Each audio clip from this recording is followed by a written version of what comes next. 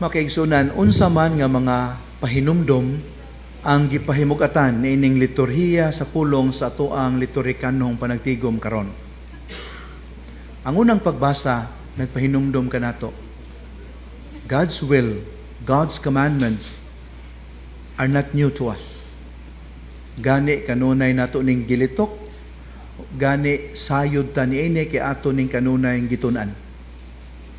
Gihupong na kita sa Dios sa kahibalo sa iyang pamaagi o sa iyang kabubuton. Unsay kulang? Matud pa sa unang pagbasa, ang kulang niini mao na lang ang atong bahin. Unsa may bahin nato? Ang pagtuman niini, ang pagpuyo niini. Ni unsaon man nato ni pagtuman? Mao nang ikaduhang pagbasa nagpahinumdom nato, manamin ta kang Kristo. Kay siya ang hingpit nga ehemplo unsaon pagpahimuot sa Dios. Kay siya nagmatinumanon ngadto sa Dios even unto death. Mao nang siya mo a perfect image of God. Perfect manifestation of our loving God. Mao na gisgutan sa ikaduhang pagbasa. Mao na makiigsuonan nga ang ebanghelyo tataw kaayo nga gihulagway niya nga ang pagtuman di ay sa kasuguan sa paghigugma sa Dios o paghigugma sa isig kaingon atong mapupo pinaagi sa pagpamalandong nato sa sambingay sa Samarianhon nga mitabang sa gitulisan. Unsay mapupo nato sa maong sambingay? Una, dili gyud ay mahimuot ang Dios kung manghinanaw lang ta sa panginahanglan sa uban. Ilabi na kung sa atong bana-bana way laing makatabang ana niya kitara. Ilabi na kung sa atong pag-usisa sa atong kaugalingon murag kita moy naay means naatay resources to make a difference in that person in need. Ilabi na kung sa atong pagtimbang-timbang ato gyud nakita nga tinuuray gayod nga nanginahanglan ang maong tao. Nya manghinanaw lang ta using secular ordinances or religious traditions to justify ourselves, dili gyud mahimuot ang Dios niana. Nya mo ni gibuhat sa duha, sa pari ug sa levita. They used ordinances atong panahona nga dili pwedeng mohikap og dugo kay ma-unclean sila, dili na sila ka serbisyo sa templo. Or posible inigdool dito, decoy rada ito, na ilaing sila mo'y banhigan, daghan silang mga considerations. Ang Ginoo dili malipay ni ana. They did not want to be involved. Maingon tang punga. Mautong, klaro kayo ang imagery, may agi sila sa pikas, daplin. They didn't want to be involved. Hinumdum na gusto gilanon makaigsuonan, dihay usa ka elevator sa usa ka posh building, ang nagsakay tulo ka buok, duha ka executives nga hingkod-hingkod na ug usa ka batan-on. Sa ilang pagsaka ngadto sa higher floors, ang batan-on niingon sa usa sa mga executives, "Sir, excuse me, mangutana lang ta ko unsa nang orasaha?" Very politely. Ang gipangutana nga executive wa gyud mo tingog makaigsuonan. Hangtod nga migawas na lang in town, embarrassed ang maong ulitaw. Ang usa ka executive nga tapad wa ka antos kay Oasis of Love member man. Ihad yung gi-exercise and fraternal correction siya bay. Kay nasag batasan nimo tiguwang naman ta murag wa man tay gikatiguwangan.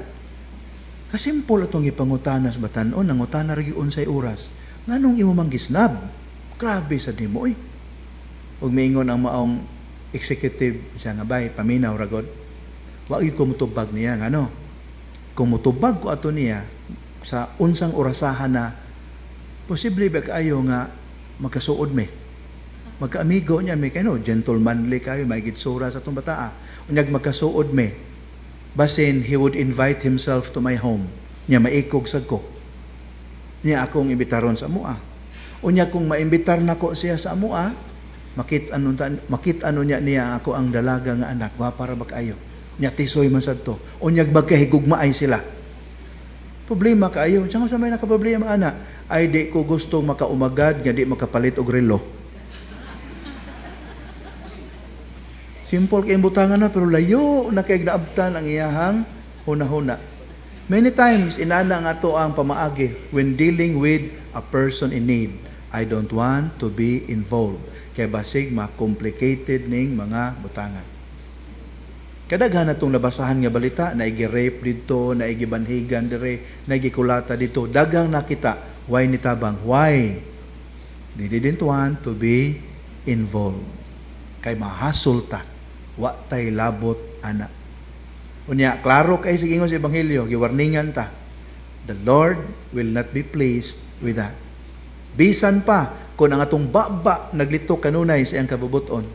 Bisan pa kung atong utok naghambin niini kanunay, He would not be pleased with us. But I'm not advocating the stupid way of helping others. Kanagay magpailad lang punta. Condoning the foolishness of others. Di sa na mao. Munang discerning ta. Mga itagiya sa Espiritu Santo. Tabangono ni di. Ask a few questions. Make the proper observations. Observe the nonverbals. Anak man na ito makita diha kung tinuray ba na o dili. Or bisan pa magmailad ta, ang importante basta ang gagtok mo din kinasing-kasing gyud nga pagtabang, deep concern. Nya, butang ta lang nailad ta after doing all the initial preliminaries, nailad gyud ta. Di na sa na to. Sa na sa nangilad. Pero kung wa gitay gihimo kay automatic giilad ko ani. Magbantay ta nganuman matud pa sa kanhi ang Santo Papa kung mutabang kuno ta ana. Sige na, gamay na lang, bahala nag-iilad, hindi kay sakit po. Katukunong imong gitabang, dili to para iya ha, para to sa imuha. Haro ma-dismiss ang imuhang kasamok. Meaning, it's not meritorious. Makiigsuunan, palihog, pamalandungin ninyo. The letter of James, chapter 2, verses 14 to 26. James 2, 14 to 26. Makiigsuunan, sayop day ang pangutana nga, Lord, kinsa may akong silingan? That's the wrong question. The right question should be, kinsa may nanginahanglan nako isip silingan? Kinsa may nanginahanglan, Lord, og silingan karon nga manggiloyon, manggihatagon, maghop? Who needs me as a good Samaritan? That should be the right question.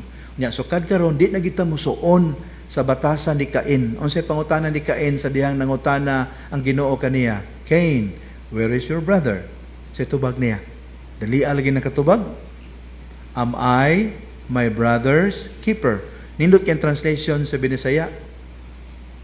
Cain, asa di ay ang imong igsuon? Ang translation sa Binisaya, ambot. Ito, ambot. Basahan ninyo.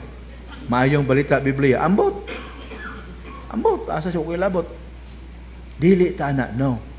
We are each other's keeper.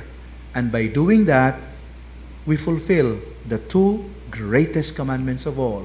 Loving God above all else and loving our neighbors as ourselves. Please find time to allow these thoughts to percolate in our hearts because the world now is becoming more and more uncharitable, more and more harsh.